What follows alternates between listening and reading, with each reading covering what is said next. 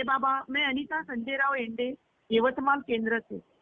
सर्वप्रथम संकल्प मेहर को अपने हृदय से धन्यवाद देती हूँ।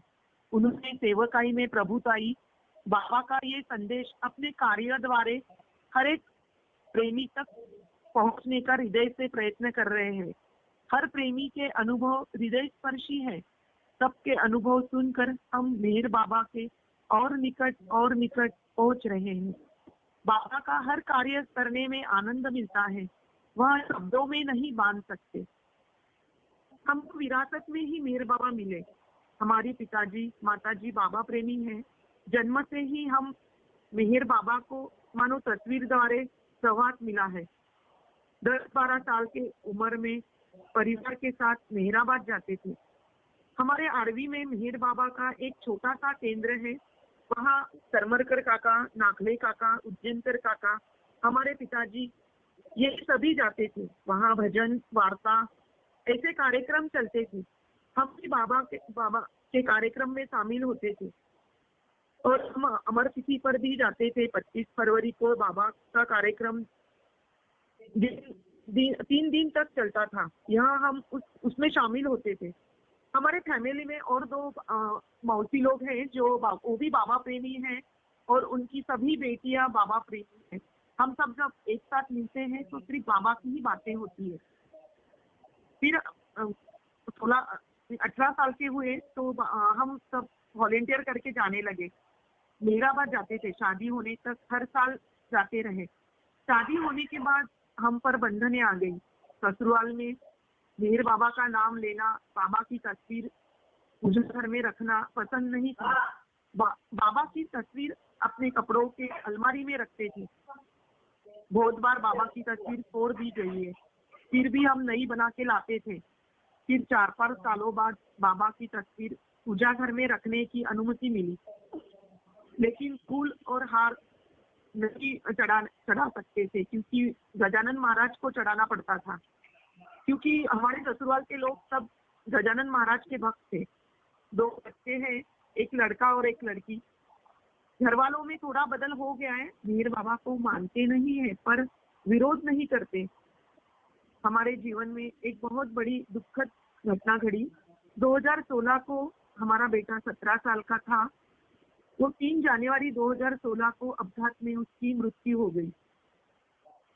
इस घटना से आज तक हम कैसे जीवित हैं ये मेहर बाबा जाने। उन्होंने मुझे धैर्य दिया, जो प्रेम दिया, सहनशीलता दी। उस कारण 21 जनवरी को 2016 की बातें वॉलेंटियर करके जाना था।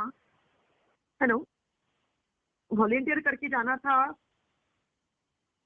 2016 की बात है। मेरी बेटी की डेथ हुई उसी दिन में मुझे लेने उसके दोस्त लोग आए तो हॉस्पिटल जाने के लिए। तो मुझे ऐसा लगा कि अरे मुझे तो मेहराबाद जाना है वॉलेंटियर के लिए और इसने क्या आफत लाई। मैं ऐसे ही बड़बड़ करते हॉस्पिटल में गई तो उसकी डेथ हुई थी वहाँ पे। उस बाद में जब मेहराबाद में जाने के लिए वॉलेंटियर के जाने के लिए मुझे सभी ने बोला कि आप यानी आपको आना ही है मेहराबाद। तो मैं मेहराबाद गई। मेरे जीवन का सबसे बड़ा ये हादसा है, फिर भी मैं बाबा की कृपा से बाबा के दामन कस कर पकड़ती हूँ और कभी ना छूटे ये दामन, ये मुझे लगता है। और एक घटना बताना चाहूंगी। तारीख बाबा का जन्मदिन 2016 की बात है। बाबा का जन्मदिन के लिए हमारे यहाँ केक मैं ही बनाती हूँ और हम छोटे बच्चे, मेरे दोनों बेटे छोटे थे तो वो दोनों ही काटते थे, केक कट करते थे। जब उसकी डेथ हुई उसी साल की बात है ये।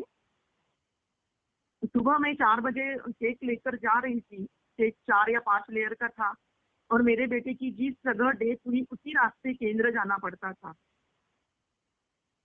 जैसे ही वो जगह आई तो केक के 2 लेयर नीचे गिर गई।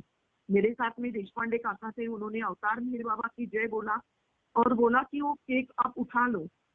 तो मैंने फिर से वो केक उठा के रखा और केंद्र जाके फिर से उसको थोड़ा ठीक करके बाबा की केक 5 बजे कटी। पर मुझे ऐसा लग रहा था कि वो केक में मट्टी गई है या रेती गई है।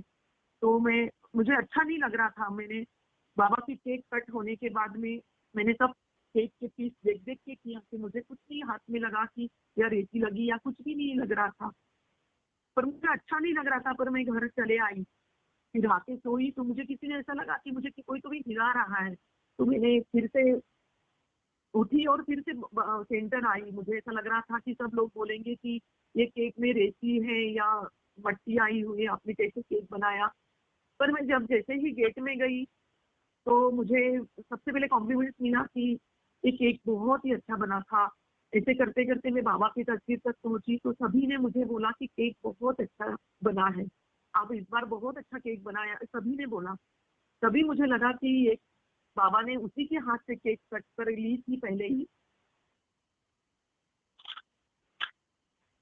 मैं अपना वक्त सबसे ज्यादा बाबा के कार्य में ही बिताती हूँ। प्रयास करती हूँ कि बाबा के कार्य ही करूँ। यवतमाल केंद्र से मैं तन मन धन से जुड़ी हूँ और हम सब बाबा बाबा की सेवा करने में संकल्प करते हैं। जय बाबा। मेरा एक अनुभव यह है कि संसार में कोई काम शुरू करने मात्र से सफल नहीं होता। जब हम बाबा का कोई भी कार्य हाथ में लेते हैं तो रुकावटें बहुत आती है, लेकिन उस रुकावट के पीछे बाबा की कृपा होती है। वह कार्य किस प्रकार सफल होता है हमें इसका पता भी नहीं चलता। जीवन में आर्थिक समस्या का बहुत मुझे सामना करना पड़ा। जो भी काम हाथ में लेती थी पैसे की बहुत कमतरता रहती थी। अब मैं कैसे करूँगी ऐसा विचार आने लगता था।